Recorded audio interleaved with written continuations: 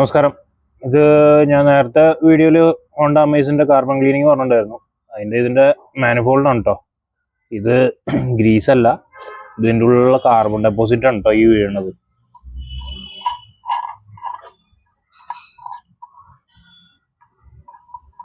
ഇതേമാതിരിയാണ് അതിൻ്റെ ഉള്ളിൽ മൊത്തം എല്ലാം അടഞ്ഞു കിടക്കുക. കണ്ടാൽ തോന്നും ഗ്രീസാണ്, പക്ഷെ ഇത് ഗ്രീസ് അല്ല, കാർബൺ ഡെപ്പോസിറ്റ് ആണ്. പിന്നെ ഓയിലിന്റെ അംശമുണ്ട് ഇതിൽ ചെറുതായിട്ട്.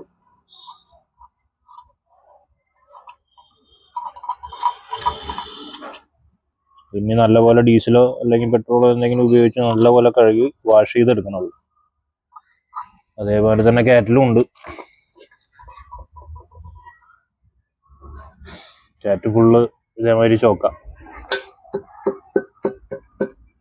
കൂടുതലും നമ്മൾ കെമിക്കൽ അല്ലെങ്കിൽ സോപ്പ് വാട്ടർ അങ്ങനെ എന്തെങ്കിലും യൂസ് ചെയ്തിട്ടാണ് കാറ്റും കാര്യങ്ങളൊക്കെ നമ്മൾ ക്ലീൻ ചെയ്യുന്നത്. ഇങ്ങനെയാണ് മെയിനായിട്ട് ക്ലീൻ ചെയ്യണത്. ഡീസലും കാര്യങ്ങളെല്ലാം ഉപയോഗിച്ചിട്ടാണ് ക്ലീൻ ചെയ്യുന്നത്.